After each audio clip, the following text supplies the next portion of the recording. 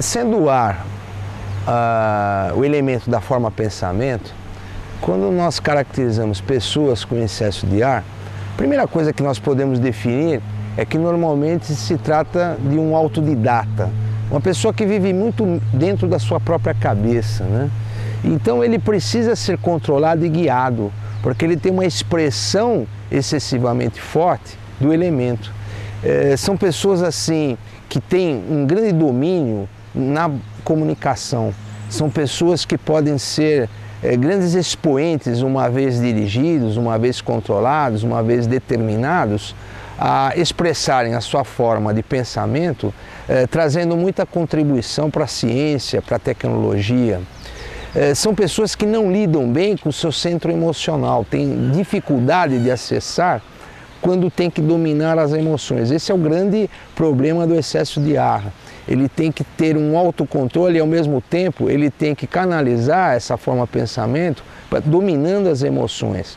São pessoas que se comunicam bem, são pessoas curiosas, são pessoas que leem, são pessoas que buscam o convívio com outras pessoas, têm grande facilidade de acesso, têm grande facilidade de contribuir em equipes, em grupos, trabalham bem, de certa forma, com outras pessoas.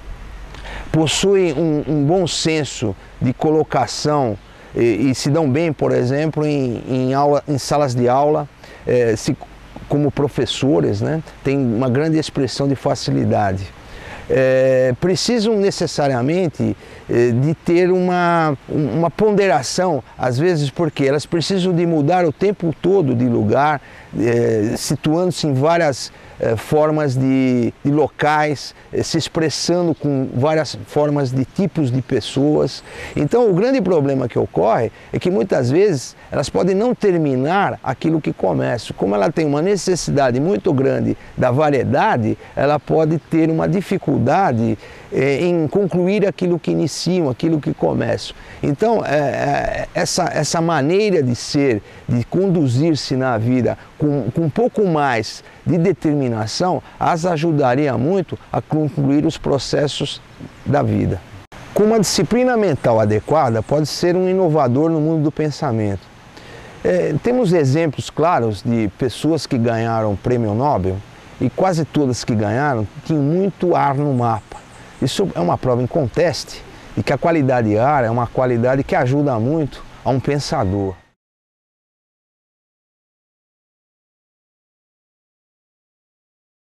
Vamos falar então agora das práticas terapêuticas para quem tem excesso de ar.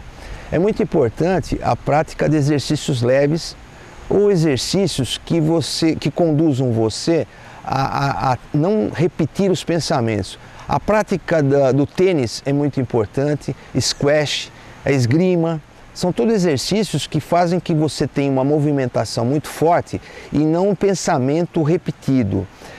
Ficar sozinho para relaxar as baterias, isso eu acho que é muito importante, né? Ficar consigo mesmo. A prática de yoga, você conectar-se com o centro respiratório, isso ajuda muito, porque o ar é a primeira coisa que você recebe quando nasce e a primeira que vai embora quando você deixa esse plano. Então é muito importante a conexão com o centro respiratório, né? Na comunicação, antes de comunicar-se, praticar uma respiração para que haja um fluxo de informações adequado, harmonizado. Isso é muito importante. Respeitar o limite físico. Então a alimentação, o sono regular é muito importante para que você tenha sempre um pensamento adequado. Mudar periodicamente de cenário, atividade, sempre é um fator importante para quem tem muito ar, para poder relaxar. Ficar repetidamente no mesmo cenário, com as mesmas atividades ou com as mesmas pessoas por longo período, isso dá um estresse maior.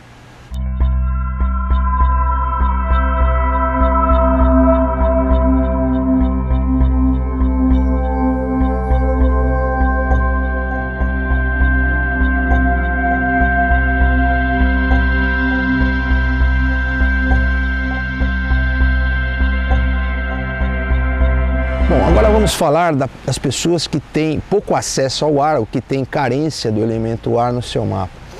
A falta do elemento ar faz as pessoas acreditarem que têm dificuldade na forma pensamento. Então elas procuram, de alguma forma, instruir-se mais, elas investem mais no aprendizado, elas procuram conhecer mais, são pessoas que buscam leituras, são pessoas que buscam conversar com os outros, elas buscam preencher aquilo que lhe falta mais, que é a condição ar, que é a condição do pensamento. Então são pessoas que têm uma necessidade muito grande de aprender e vão buscar a vida toda esse aprendizado. E esse aprendizado, a partir da insistência, se torna melhor. A partir do momento que as pessoas investem mais no aprendizado, elas se tornam mais confiantes. Então é importante que essas pessoas se dediquem realmente a buscar esse aprendizado, a buscar de alguma forma conectar-se com outras pessoas, investirem. Uma outra observação importante são pessoas que têm muita dificuldade em viver em conglomerados urbanos. Tudo que for pressão social, viver em grandes cidades sempre se torna um ponto muito difícil para elas. O elevador cheio, o trânsito, o congestionamento, quer dizer, tudo isso dificulta a pessoa expressa isso com muita mais dificuldade e ela tem dificuldade em viver.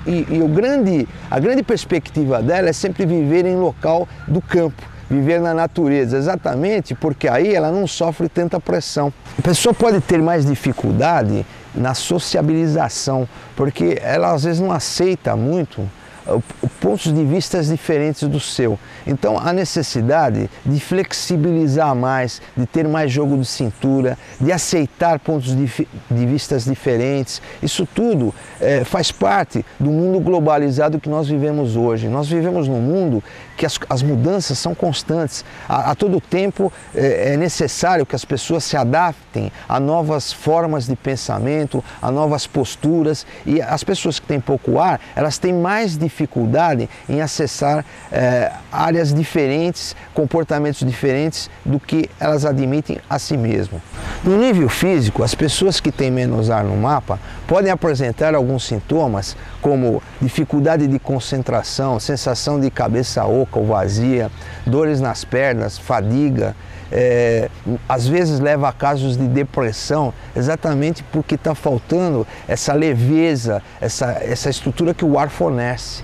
Então as pessoas que apresentam certos sintomas com relação ao processo de pensamento, ao processo de leveza, exatamente a influência se dá exatamente pela falta do elemento.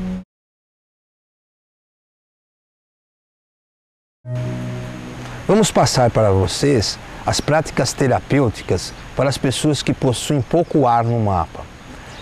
Caminhadas ao ar livre em locais de arborização são fundamentais. Respirar ar puro. Ficar 10 minutos despido antes do banho para que haja uma abertura dos poros.